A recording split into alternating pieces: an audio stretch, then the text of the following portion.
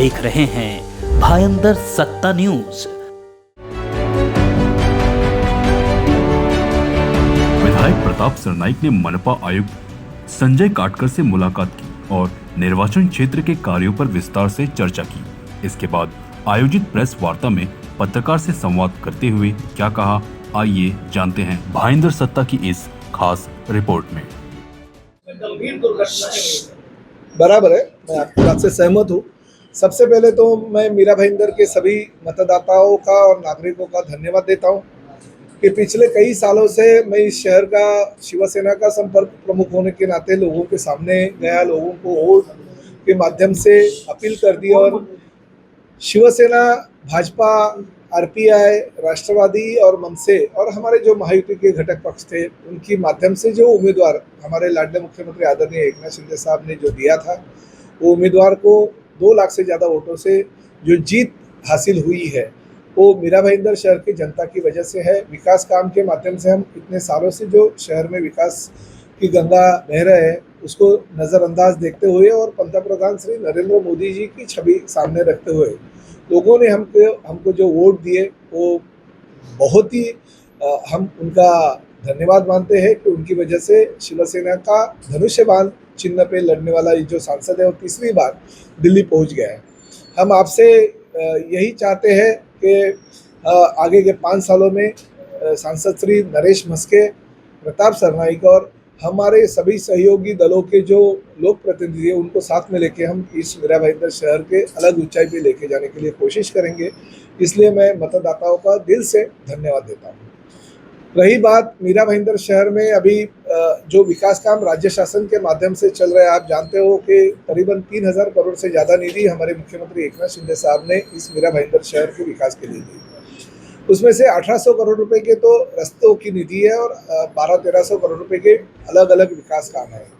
आज कमिश्नर साहब से जो बात हो गई वो बातों में सबसे पहले तो हमने बाला साहब ठाकरे कला दालन, घोड़बंदर किला, छत्रपति शिवाजी महाराज जी का स्टैचू हमारे निरुपमकार जी के नाम से हो रही है, जो वास्तु है हमारे विविध उद्यानों और मैदानों में हो रही है, जो वाचनालय है, साथ में हमारी हीराकरी कक्ष है, उसके काम गति से करने के लिए हमने सूचना दी है। कुछ काम जो है वो तांत्रिक मुद्दे पे रुके हुए हैं, उसको भी शुरुआत जल्दी से जल्दी कर देंगे। जो काम शुरू हुए हैं मगर रुके हैं उनको शुरू करने के आदेश दे देंगे। और ख़ास तरह रास्तों की बारे में मुख्यमंत्री जी ने जो तकरार मैंने 26 अप्रैल को कमिश्नर साहब को की थी उसके अनुसार 3 बार मुख्यमंत्री जी ने कमिश्नर साहब से बात की थी कि रास्ते के काम जल्दी से जल्दी बारिश के पहले पूरे होने चाहिए, मगर कुछ कठिनाइयों की वजह से वो काम पूरे नहीं हो रहे हैं। मगर अगर काम पूरे नहीं हो गए तो लोगों की जान तो संकट में आ सकती है, क्योंकि कहीं पे भी कॉन्ट्रैक्टर के ओर से बैरिकेड्स नहीं लगाए गए हैं, सूचना नहीं लगाई है कि यहाँ पे खड्डा है, यहाँ पे अगर गाड़ी चलाओगे, मोटरसाइकिल चलाओगे तो अपघात हो सकता है। आपको पता है कि एमओआरडी के माध्यम से जो रास्ते का काम चल रहा है वो काम की वजह से नुकसान हो गया था। एक मोटरसाइकिल का जो मोटरसाइकिल वाला है वो गिर गया था और उससे भारी नुकसान उसको पहुंच गया था पिछले साल। तो एमएमआरडीए के अधिकारियों को हमने साइड विजिट भी उस वक्त की थी, वो सीमेंट कंक्रीट का रास्ते का काम चालू हो गया। मगर अभी तो समझो अगले हफ्ते में बारिश जोर से चालू हो जाएगी, उस दौरान अगर कुछ अपघात हो गया, क्योंकि रास्ते के मीरा भाईंदर शहर के मैक्सिमम जगह पे रास्तों के काम चल रहे हैं, तो मैंने ये जो शंका अपघात की और लोगों के अपघात के माध्यम से लोगों को जो तकलीफ होगी उसके बारे में चर्चा की। तो कमिश्नर साहब ने कहा कि हम बारिश में भी रास्ते के काम चालू रखेंगे जिसमें ट्रैफिक की समस्या निर्माण नहीं होगी और ज़्यादा से ज़्यादा ये जो समस्या है इसका निराकरण करेंगे और अपघात नहीं हो ये हम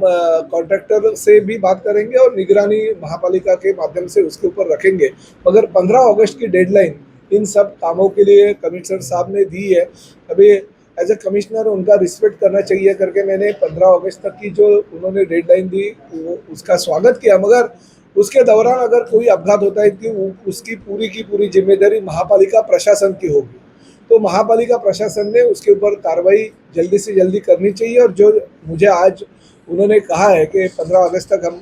सभी काम पूरे करेंगे, तो उसके ऊपर कार्रवाई होनी चाहिए, ऐसा मैंने कहा। और जो बातें हैं उन्होंने कही है कि नहीं हम पूरा करेंगे। मीरा भाईंदर शहर में 3000 करोड़ से ज़्यादा निधि आने के बाद अधिकारियों की लापरवाही से या कुछ कठिनाई की वजह से, तांत्रिक चीज़ों की वजह से अगर ये काम रुकता रहेगा वो बराबर नहीं है। और भी कुछ निधि आगे के विकास काम के लिए हम लेके आएंगे, क्योंकि मुख्यमंत्री जी के हाथों से चालू किया हुआ स्वर्गीय इंदिराबाई बाबूराव सरनाइक अस्पताल जो है, मैं जाके आया, अभी तक उसमें भी कुछ काम बाकी है, इसलिए पूरा नहीं हो रहा है। तो ये तो मुख्यमंत्री जी का अपमान है, उनके हाथों से उद्घाटन हो रहा है, मगर लोगों का अगर लोगों को सेवा नहीं मिल रही है तो वो गलत है। तो वो भी उन्होंने किसी भी हालत में ये 15 दिन में काम पूरा करने का वायदा किया है। मैं जो रमेश चौहान है, महात्मा फुले जन आरोग्य सेवा के प्रमुख, उनके साथ भी बात किया और उन्होंने मुझे कहा कि किसी भी हालत में 1 जुलाई से महात्मा फुले जन आरोग्य सेवा का हमारा जो मीरा भाईंदर महापालिका का जो हॉस्पिटल है उसको हम दे देंगे, परमिशन दे देंगे, ताकि 5 लाख तक का जो खर्चा है जो वहाँ पे उपचार लेने के लिए जाएगा, पूरा का पूरा उपचार का खर्चा जो है वो शासन उठाएगी। तो ऐसे बहुत सारे काम हैं जिसके बारे में जिक्र हुआ है, मगर प्रशासन ने सकारात्मक प्रतिसाद दिया। तो मैंने 15 तारीख की जो डेडलाइन है 15 अगस्त की, तब तक हम रुकेंगे नहीं तो शिवसेना के माध्यम से शिवसेना स्टाइल आंदोलन मुझे भी लोक प्रतिनिधि सत्ताधारी होने के बावजूद करना पड़ेगा प्रशासन के खिलाफ, ये मैंने आज कहा है।